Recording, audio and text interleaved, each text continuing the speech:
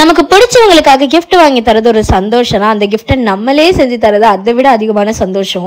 அதே மாதிரி தான் இந்த டைம் என் ஹஸ்பண்டோட பர்த்டேக்காக நான் வந்துட்டு ஹேண்ட்மேடா வந்துட்டு ஒரு கிஃப்ட் பண்ணலாம் அப்படின்னு சொல்லிட்டு விண்டேஜ் ஸ்டைல்ல ஒரு லெட்டர் எழுதுறதுக்காக நான் ஆரம்பிச்சேன். நான் நிறைய வீடியோஸ் ரெஃபரன்ஸ் எடுத்து தான் பண்ணேன். ஃபர்ஸ்ட் ஒரு A4 ஷீட்ல வந்து காஃபி பவுடரை வந்து நல்லா ஸ்ப்ரெட் பண்ணி விட்டுட்டு அதை நல்லா காஞ்சதும் சைட்ல இருக்கிற எண்ட்ஸ்லாம் வந்து கொஞ்சம் சிக்ஸாக்கா வந்து கட் பண்ணிக்கிறோம். ஸோ அது லைட்டா அப்படி கிழிச்சிட்டாலே வந்து நல்லா தான் இருக்கும். அதுக்கப்புறம் அது நல்லா காஞ்சதுக்கு அப்புறம் லைட்டா இந்த மாதிரி ஹீட் காமிச்சிங்க அப்படின்னா எண்ட்ஸ்லாம் வந்துட்டு லைட்டா எரிஞ்சு எரியாத மாதிரி இருக்கும். அது வந்து ரொம்ப டீப்பா காமிச்சிடாம லைட்டா அப்படியே ரொம்ப மைன்யூட்டா காமிக்கணும். அது நல்லா காஞ்சதுக்கு அப்புறம் உங்க மனசுல இருக்கிறதெல்லாம் உங்க லவ்ட் ஒன்ஸ்க்கு எழுதி வந்து வீட்டு வாசல்ல இருந்த செடி பூ இதெல்லாம் வச்சு லைட்டா டெக்கரேட் பண்ண பாக்குறதுக்கு அவ்வளோ அழகா இருந்துச்சு. இது மட்டும் இல்லாம இது கூட இன்னொரு கிஃப்ட் கொடுத்திருந்தேன். ஆனா அவங்களுக்கு வந்து நான் கொடுத்த இந்த கிஃப்ட் தான் ரொம்ப ரொம்ப பிடிச்சிருந்துச்சு அப்படின்னு சொன்னாங்க. நமக்கு பிடிச்சவங்களுக்கு என்னதான் எக்ஸ்பென்சிவான கிஃப்ட்ஸ் எல்லாம் கொடுத்தாலும் அதை விட அவங்களுக்காக நம்ம எவ்வளவு எஃபர்ட்ஸ் எடுக்கிறோங்கிறது தானே பெரிய விஷயம். எல்லா வருஷம் பர்த்டேயுமே வீட்டை டெக்கரேட் பண்ணி தான் நாங்கள் பர்த்டே செலிப்ரேட் பண்ணுவோம். ஆனால் இந்த வருஷம் நான் வந்துட்டு காரை டெக்கரேட் பண்ணி செலிப்ரேட் பண்ணலாம் அப்படின்னு சொல்லி திங்க் பண்ணி வச்சிருந்தேன். ஆனால் இன்னைக்கு அவங்க ஆஃபீஸுக்கு காரில் போகாமல் இருக்கணும். நான் மனசில் நினச்சிட்டே இருந்தேன், ஐயோ நீ காரில் போயிடவே கூடாதுன்னு சொல்லிட்டு. அதே மாதிரி காலையில் ரொம்ப லேட் ஆகிடுச்சு. அதனால் நான் பைக்லேயே போகிறேன்னு சொல்லிட்டு பைக்லேயே கிளம்பி போயிட்டாங்க. செம்ம ஜாலியாக ஆகிடுச்சு.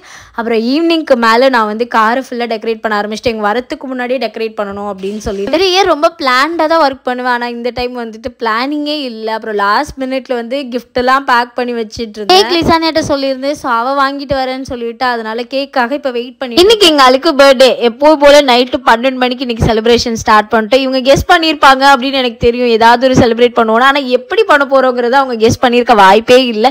இந்த தடவை அந்த மாதிரி ஒரு ட்விஸ்ட் வச்சிருந்தேன். 12 மணி ஆன உடனே கண்ணெல்லாம் கட்டி இவங்களை வந்து கூட்டிட்டு போயிட்டு கார் கிட்ட போய் நிறுத்தி காரை ஓப்பன் பண்ணுங்க அப்படின்னு சொன்னோன்னே அவங்க ஓப்பன் பண்ணோன்னே செம்ம ஷாக் ஆயிட்டாங்க. இந்த தடவை வந்து காரை தான் டெக்கரேட் பண்ணி வச்சிருந்தேன். ஆக்சுவலி இவங்களுக்கு ஒரு ட்ரீம் இருந்தது, இந்த வருஷம் பர்த்டேக்குள்ள நம்ம கார் வாங்கிடணும் அப்படின்னு சொல்லிட்டு. அதே மாதிரி எங்களுக்கு வந்து காடோட கிஃப்ட் மாதிரி இந்த காரு.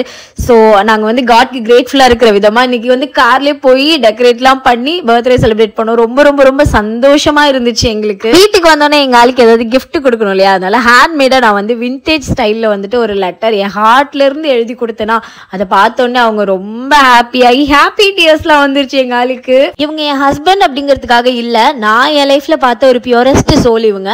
ஸோ இவங்க எப்பவுமே வந்துட்டு இதை விட அதிகமான சந்தோஷத்தோடையும் ஆரோக்கியத்தோடையும் லைஃப்ல நல்லா இருக்கணும் நான் விஷ் பண்றேன். நீங்களும் பண்ணிடுங்க. வீட்டுல எல்லாம் ஒரு செலிப்ரேஷன் வந்துச்சுனாலே லேடிஸ்லாம் அவங்களோட அதிகபட்ச அன்பை காட்டுற ஒரு இடமே வந்து குக்கிங்ல தான். அவங்களுக்கு பிடிச்சதெல்லாம் சமைச்சு கொடுப்பாங்க. அதே மாதிரி இன்னைக்கு எங்காளுக்கு நான் காலையிலேயே சூப்பரா வந்து சமைச்சு கொடுக்க ஆரம்பிச்சிட்டேன். வடை செய்யலாம்னு சொல்லிட்டு செம்ம ஃப்ளாப் ஆச்சு. ஐயோ ஒரு 4 வடை ஒழுங்கா வந்தா கூட பரவாயில்லையே அப்படின்னு சொல்லிட்டு திருப்பி திருப்பி ட்ரை பண்ணிக்கிட்டே இருந்தேன். மறுபடியும் ரொம்ப சொதப்பிட்டே இருந்துச்சு. இதை வேற எங்க ஆள் பக்கத்துல நின்று பார்த்துட்டு இருந்தாங்க. ஓப்பன் பண்ணி பார்த்தா வேகவே இல்லை. இதெல்லாம் நான் சாப்பிடவே மாட்டேன் அப்படின்னு சொல்லிட்டாங்க. அதுக்கப்புறம் நான் வந்து எப்படியோ கஷ்டப்பட்டு ஓட்ட போட்டு வடை சுட்டுட்டு சூப்பரா தான் இருந்துச்சு. ஃபர்ஸ்ட் என்னவோ வேணாம்னு சொன்னாங்க, அதுக்கப்புறம் நல்லா சாப்பிட்டாங்க.